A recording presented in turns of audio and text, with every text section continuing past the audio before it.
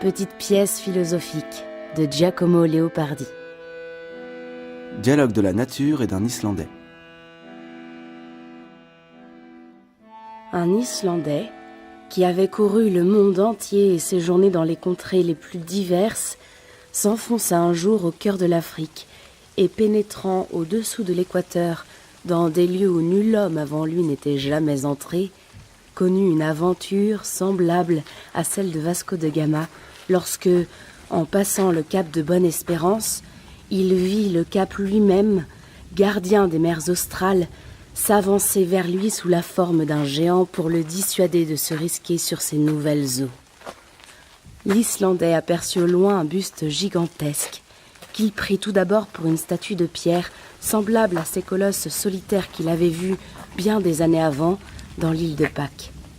Mais s'étant approché, il découvrit que cette forme était celle d'une femme immense, assise à terre, la tête droite, le dos et le bras reposant contre une montagne. Ce n'était pas un simulacre, elle vivait.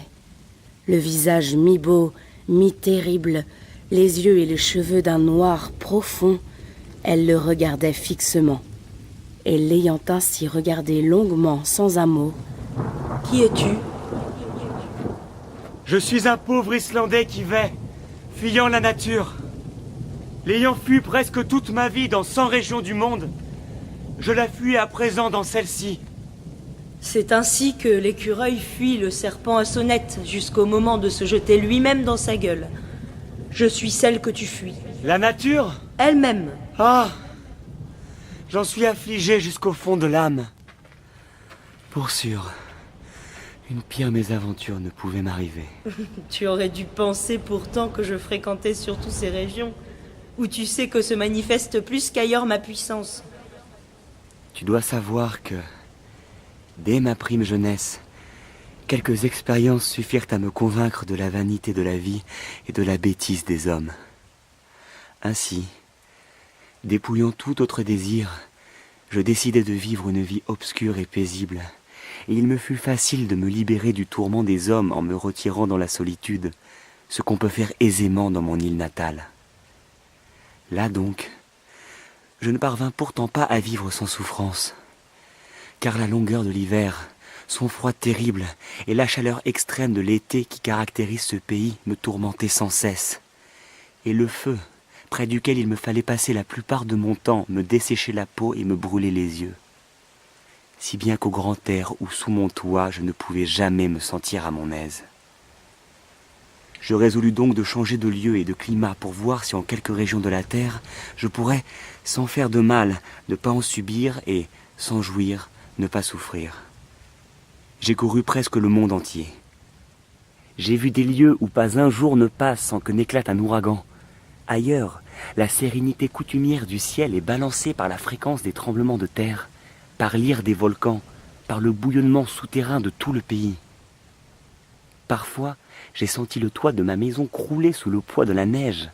Ailleurs, sous l'abondance des pluies, la terre elle-même, en s'ouvrant, a manqué sous mes pieds. D'autres fois, j'ai dû fuir à perdre haleine des fleuves qui me poursuivaient comme si j'avais été coupable envers eux de quelque offense. Enfin, je ne me rappelle pas avoir passé un seul jour sans souffrir quand je ne peux dénombrer ceux qui se sont écoulés sans la plus petite ombre de jouissance.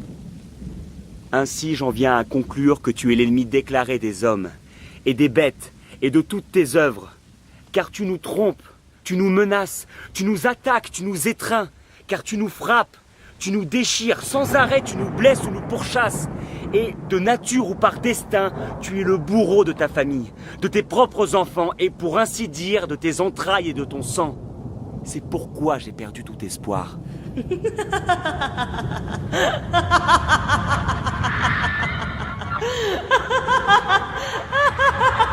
T'imaginais-tu donc que le monde était fait pour vous ?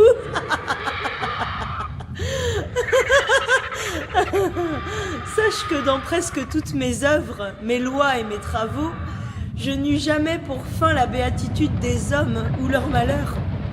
Quand je vous blesse, quelle qu'en soit la façon, je ne m'en rends pas compte, ou si peu. Que vous tiriez quelque plaisir ou quelque fruit de moi, je l'ignore le plus souvent. Et contrairement à ce que vous pensez, je ne fais rien pour vous plaire ou vous servir. Enfin, quand toute votre race s'éteindrait, je ne m'en apercevrais même pas. Je sais que tu n'as pas créé le monde pour les hommes. Je croirais même volontiers que tu l'as expressément préparé pour les faire souffrir. Mais je te le demande, t'ai-je jamais prié de me faire entrer dans cet univers? Ou m'y suis-je introduit de force, contre ta volonté? Si donc c'est volontairement, à mon insu, et sans que je puisse m'y opposer, que toi-même, de tes propres mains, tu m'y as placé, n'est-ce donc pas ton devoir, non de me rendre heureux dans ton royaume, mais au moins d'empêcher que j'y sois martyrisé et que ce séjour me pèse? Manifestement, tu ne comprends pas que la vie de cet univers est un perpétuel circuit de production et de destruction, toutes deux étant liées pour que chacune serve continuellement à l'autre et à la conservation du monde. Car si l'une ou l'autre cessait, le monde se désintégrerait. C'est pourquoi l'existence d'une seule chose qui ne souffre pas lui porterait atteinte. Et tandis qu'ils débattaient tous deux ces questions, on raconte que surgirent deux lions si décharnés, si épuisés par la faim, qu'ils eurent à peine la force de dévorer l'Islandais. Ils le mangèrent pourtant, et quelque peu revigorés, ils réussirent à subsister ce jour-là. Mais d'autres nient cette version et content qu'un vent terrible, qui s'était levé tandis que parlait l'Islandais, le renversa par terre et édifia sur lui un superbe mausolée de sable, sous lequel, parfaitement desséché et transformé en une belle momie, il fut découvert par quelques voyageurs qui le placèrent dans le musée de je ne sais plus quelle cité d'Europe.